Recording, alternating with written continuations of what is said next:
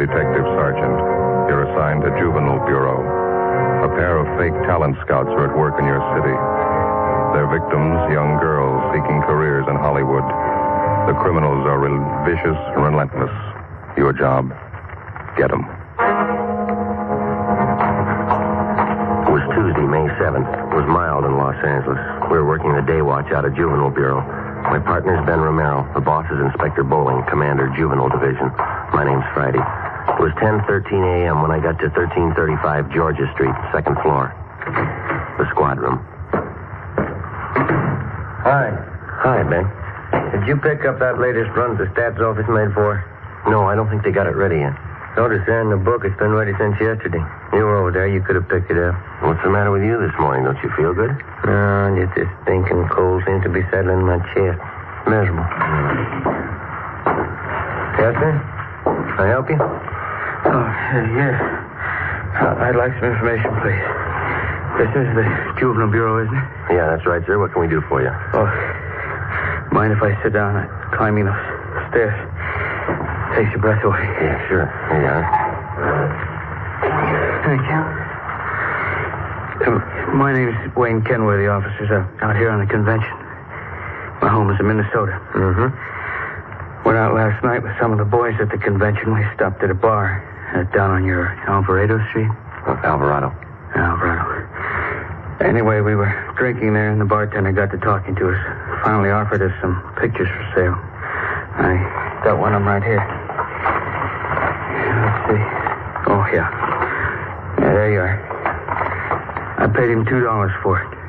Just look at that. Yeah. Filth. You have the address of the bar where you bought this? Yes, sir, I have. That's not the reason I'm here, though. I'm not a one-man moral squad. I'm not the type makes a habit of buying obscene photographs of young girls, either. Yes, sir, we understand. And I bought this picture from that bartender because I know the young girl in it. She's the daughter of one of my neighbors back home in Minnesota. Known her ever since she was a baby. Let's see. This girl came out here about 8 months ago to live with a girlfriend. Mm-hmm. She was crazy for Hollywood, thought she might break into the movies or something. She stopped writing her folks about 2 months ago, hasn't been heard from since. Well, it sounds like a case for a missing persons bureau, Mr. Kenworthy. Well, the girl's folks have already contacted them. Nothing's been turned up. Nothing at all. Then last night, just by an accident, the bartender shows me this photograph. It's that girl, all right, no mistake. Well, we'll do everything we can to help straighten it out, sir. Well, that young girl I know. Known her since she was a baby. Good family, good training. She never would have posed for a photograph like this. Rotten filth. She's just not the type, that's all. Yes, sir, we understand. What was this young girl's name, Mr. Kenworthy? Lois Brewster, that's her real name. Well, she wrote her folks she was using another name while she was out here. Thought it might help her movie chances. Drake, I think that's what it was. Linda Drake? Yeah, that's right. About 5'4", 115 pounds, dark hair, dark eyes. That's right. Yeah. You know where she is? Oh, yeah, we do. We had her case called to our attention. Where is she? Is she all right? No, sir, she's dead.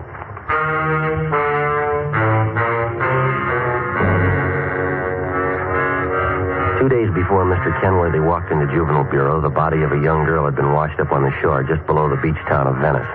Apparently, she'd taken her own life. The girl was a brunette, attractive, not more than 17 years old. There was no identification on the body except for a rent receipt found in one of the pockets of a cotton jacket that the girl had been wearing. The rent receipt was made out to Linda Drake. It was signed R.L. King, 876 Peoria Avenue. The address was checked out, and R.L. King was found to be the girl's landlady. After identifying the body, she told investigating officers that Lois Brewster, alias Linda Drake, had lived at her rooming house with a girlfriend for about 6 months. The girlfriend's name was Joyce Fowler. The landlady went on to explain that the two girls had moved out about a week before without leaving a forwarding address. The Fowler girl had said that she would call back for any mail that might be delivered to the Peoria Avenue address. There had been no other leads to the dead girl's background or identity until her former neighbor from Minnesota, Mr. Wayne Kenworthy, showed up. Later that day, Ben and I met with Inspector Bowling and briefed him. Dirty, rotten business. I'll buy that. How far have you gotten with it? Check the dead girl's prints with the missing persons bulletin. It's Lois Brewster. We notified the girl's parents in Minnesota. They're coming out to claim the body. It's pretty tragic. She's an only daughter. 17 years old. Same old story, we figure, Skipper. Some phony talent scout grabbed her and showed her the bright lights. Got her to pose for those pictures one way or another. They can make a teenage girl go one of 100 directions after that. This one ended up on a beach. That's all I care about now. How about the girlfriend Lois Brewster was living with? Joyce Fowler? No word so far. Well, what about it? Any ideas? Well, it pretty much depends on finding this Joyce Fowler. There's no background on her. We got out on all points. How about phony talent scouts? Cheap modeling schools, photographers? Check out that angle. We put 4 of them away in the past 6 months. Another half dozen are being watched. We can start double-checking them tomorrow. Now, how about that picture of that old fella Kenway they brought in? Any lead there? We gathered a dozen samples just like it. One's as bad as the other. They're all printed on the same quality photographic paper. There's no markings of any kind on them. It's a common type of paper. All right, then get on the distribution angle. Stay on it. Every rotten bum that peddles this trash. And get them. I want them right up the line. Distributors, wholesalers, guy that prints the pictures, guy that takes them, every lousy one of them. I still can't figure. What's that? Well, the Brewster girl was a good home there, good training. She knew right from wrong. Kids don't forget that in a hurry. That might have been her trouble. How do you mean? She remembered it.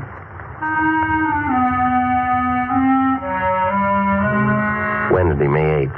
6 teams of men from Juvenile Division, working in conjunction with the Detective Bureau, started the drive against the obscene literature and photography traffic. Within 2 weeks, more than a dozen wholesalers, distributors, and small-time peddlers had been apprehended and were awaiting prosecution. But we still had failed to uncover any new leads in the Lois Brewster case. The roommate, Joyce Fowler, the all-important witness in the case, was still missing. No trace of her. The dead girl's parents arrived in the city, claimed the body, and took it back to Minnesota for burial. The drive continued. Another week passed.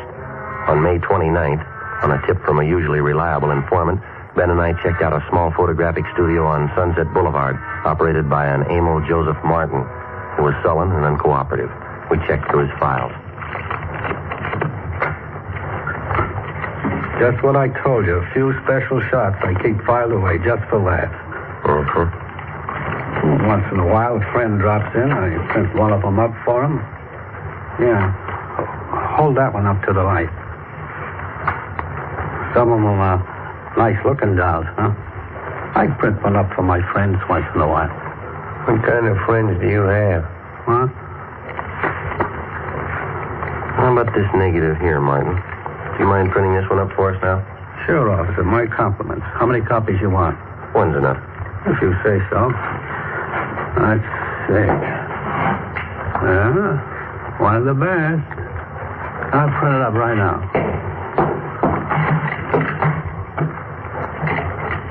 This way.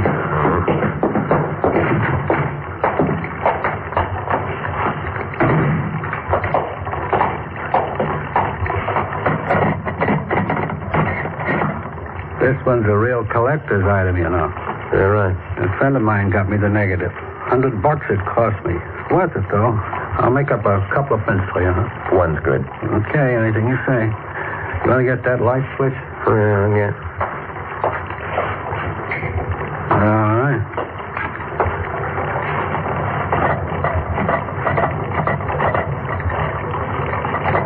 Yeah. Beautiful negative. Yeah. You picked a good one, all right. Yeah. There's the paper in here.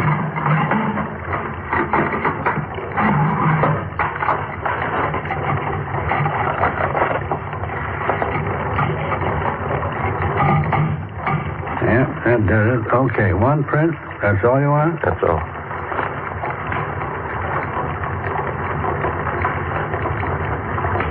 Okay, let's put it in the soup.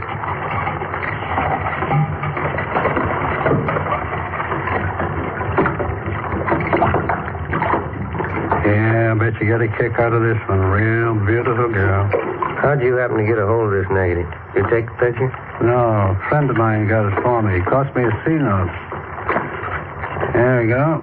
Put it in the stubber.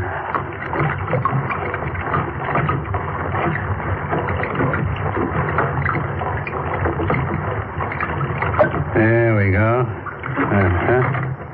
How about that? How about the guy you got this negative from? Did he take the picture? No, he bought it from somebody else. Don't know who. Cost him $350. Worth it, though, huh? Oh, yeah. Isn't that beautiful? We've seen him before. Oh, that's so, you know her? Only from her pictures. Oh. Because you understand, I didn't take the picture. I just bought a negative, that's all. You couldn't tag me for that, could you? We're going to try, mister. Get your coat. Oh, no. Wait a minute now, officers. I'm small fry in this operation. You know that. You want the big fish, right? We want all of you. You know who they are? Well, some, maybe. Must be worth something to you. Well, you know better than that, Martin. If you cooperate, we'll mention it in our report. That's all we can do. No promises. Not a very good offer. You're not in a very good position. Yeah. How about it? All right, I'll tell you. Emil J. Martin was booked at City Jail for violation of 311 PC. His file of lewd photographs and negatives were impounded and booked as evidence. With the help of information which the suspect had given us, we were able to round up 3 wholesalers and another distributor of obscene books and photographs. Each one of them was questioned thoroughly. We ran into the same old routine. They denied knowing anything about the man who was masterminding the racket or where he was operating from. The Lois Brewster case dragged on. No progress. In virtually every case of tracing the lewd pictures to the point of production, the investigating officers were able to link the small-time peddlers to their distributor and the distributor to the wholesaler. Well, that's where it stopped, a dead end. Beyond that, nobody knew anything about the operation of the racket. Stakeouts were set up at locations where sales and deliveries of obscene material were known to have been made. Nothing happened. The drive stalled. Thursday, June 11th. Now, Joe? Yes, Gilbert? First piece of news, Numont. Policewoman just called it in. Yeah? Lois Brewster's girlfriend, Joyce Fowler? Yeah? She's been found.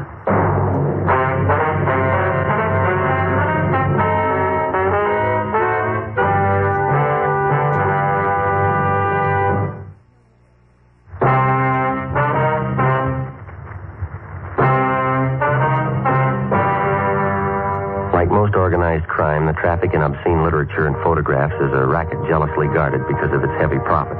It's nationwide, and every year it nets millions of dollars for underworld promoters and their employees. As an organized business, it's one of the most vicious and insidious rackets that exists today, despite the fact that many citizens regard it lightly.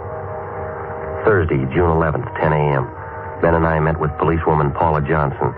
She told us that the previous evening, Joyce Fowler, the girl Lois Brewster had been living with, had gotten into a brawl with an unidentified man at a bar on Sunset Boulevard.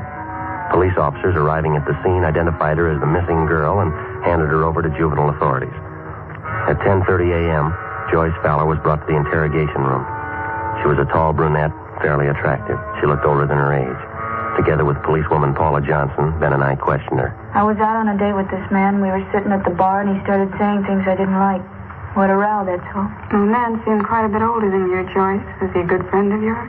A friend. He was about 50, I guess. I thought he was all right. He wasn't. How old are you, Joyce? 21. Look, can't I go get an aspirin? I've got a terrible headache. I got some in my locker. Be right back. Okay. I still don't know why I'm here. What do you want to know? Well, you were a good friend of Lois Brewster's. You lived with her, is that right? Is that why I'm here? It's one of the reasons. Lois spent 8 months out here before her death. As far as these officers know, you lived with her during those 8 months. We want to find out what happened to her. We want to find out what's happening to you. Nothing's happening to me. I can take care of myself. That's what Lois Brewster thought, Joyce. How about it? You tell us? She didn't know what she was doing. I don't know what happened to her. I'm to blame for bringing her out here, but it's not my fault what happened to her. It's not my fault. Well, whose fault is it? All of them. The whole rotten, dirty bunch of them. Here's your aspirin. The 2 of them be enough? Thanks. I don't remember too well how it started. Lois came out to Hollywood to live with me for 6 months, you know. Yeah, we know. We tried to get modeling jobs, bit parts in the movies. We didn't have much luck. We had to eat, pay the rent. So we took jobs as waitresses at a drive-in place out on Santa Monica Boulevard. Are you still working there? No, we were only there 2 weeks, then we got this other job. That's when it started. And what was that? One day, these 2 men drove in with a brand new Cadillac, ordered a couple of Cokes. I could tell they were watching us, Lois and me. When they were leaving, they gave me a card. They said they were talent scouts. They asked us to come to their offices for interviews. You still have the card they gave you? No, I looked for it once. Guess I lost it. Mm-hmm. Would you go on, please? The older fellow's name was Fred Ramus. Other one was Mr. Gilbert. They were both very nice. We didn't think anything was wrong. Did you go for the interview? Yes, Lois and I both went. They talked to us a lot, had us read out of a script, walk up and down. They said both of us showed a lot of promise. They said they wanted to be our agents, so we signed a paper. Fred Ramos told us he'd see we got a break. Mm-hmm. Did either of them ever arrange any legitimate interviews for you? I mean, with the movie studios, radio, television, anything like that? No. They took us out quite a bit, restaurants, nightclubs. Told us we had to be seen around town first. Had to show us off to the producers, all the important movie people. Both of them were very nice. And did you keep on working at the drive-in? No, they had me and Lois quit the job. Said it wouldn't look right. We still had to eat. We still had to pay our rent. That's when they brought up the idea of the pictures. What pictures do you mean, Joyce? Fred Ramos and Mr. Gilbert took us out to a big nightclub one night. Fred told us that if Lois and I had some good pictures taken of ourselves, he could show them around, get us jobs as models. That is, till we got a break in the movies. Up to that time, how long had you known these two men? About a month and a half. I didn't see anything wrong in it, so Lois and I went to this photographer's studio with Mr. Ramos, and we had our portraits taken, regular pictures. Mm-hmm. What happened after that? Mr. Ramos came back and said he'd found an advertising agency that wanted to buy pictures of Lois and me. He said we get $20 apiece every time we posed. For portraits? No, for posing in bathing suits, pajamas, things like that. They were supposed to be for magazine ads. In about a week, he brought us to his office and said the agency wanted us to pose without clothes, without anything. He said he'd pay us $40 for that. They showed us lots of pictures of models like that. They talked about it all the time. Mr. Gilbert and Fred Ramos, they kept taking us out. We used to drink quite a bit with him. One night there was a big party. We drank. Lois and I got separated. I still don't know what happened. Next morning we both woke up with headaches. Fred Ramos came and showed us the pictures. He pretended to be very nice about it. Said he'd pay us well if we go on posing for pictures. The kind he wanted. Didn't you think of going to the police? We talked about it. We were afraid of the publicity, the newspapers. We just kept going on, doing what he said. It was like a nightmare. Kept getting worse. We kept getting in deeper. Sorry, did you have that envelope? Yeah.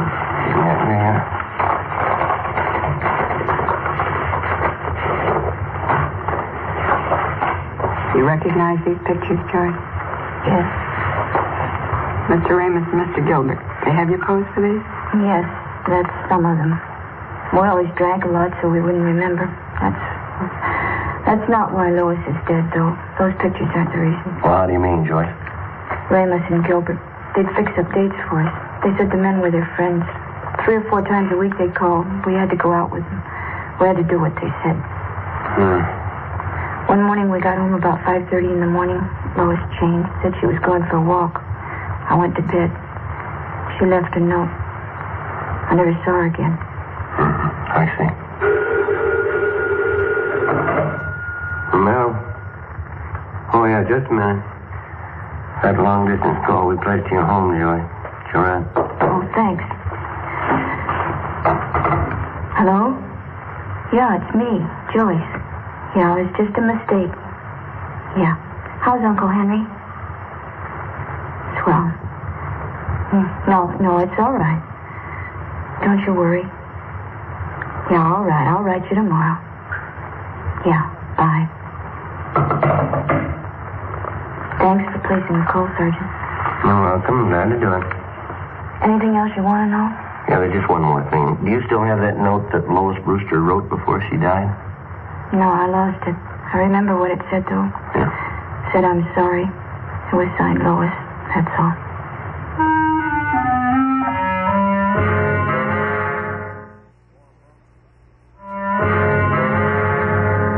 Joyce Fowler supplied us with the addresses of Fred Ramos and his partner, Gilbert. She gave us all the names and addresses of all their friends and employees that she knew of.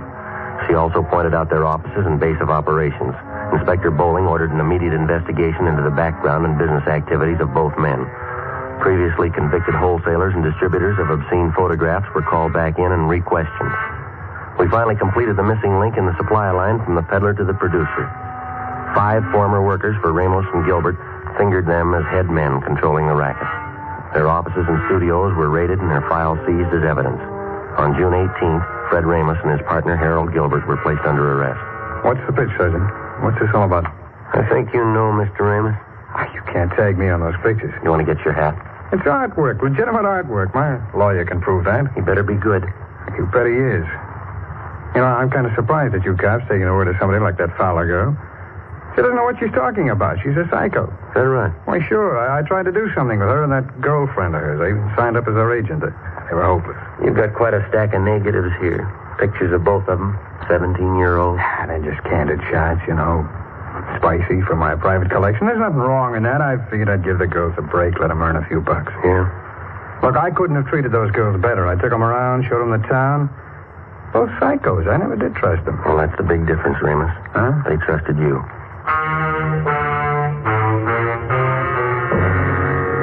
Fred Ramus and Harold Gilbert were brought downtown to Inspector Bowling's office. Joyce Fowler was seated next to the desk. Gilbert was brought in. She identified him. He was taken out and held for booking. All right, bring in the next one. All right, come on.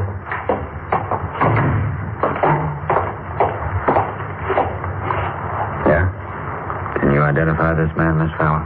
Yes, he's Fred Ramus. What's the trouble, Joyce? Weren't you satisfied with what I was paying you? Could have settled this between ourselves. If you had any beef, you could have come to me. You're lucky, Fred. I'd kill you now if I could. Oh, Joyce, come on now. Sit down. All right, Sloan, take him out. Joyce, sit down. Come on, sit down. Be back in a minute, Joe. All right.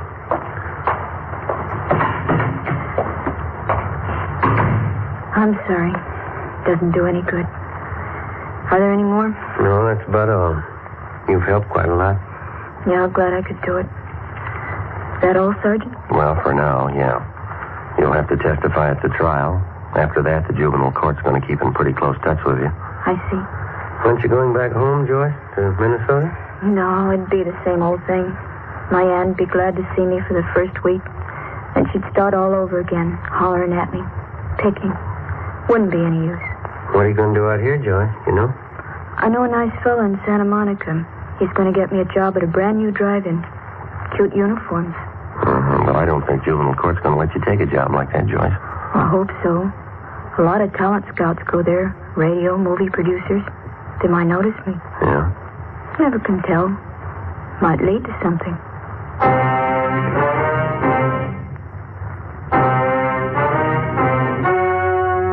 The story you've just heard was true. Only the names were changed to protect the innocent. On October 4th, trial was held in Superior Court, Department 91, City and County of Los Angeles, State of California. Fred Ramus and Harold Gilbert were tried and convicted on several counts of rape and lewd conduct. They received sentences as prescribed by law and are now serving their terms in the state penitentiary.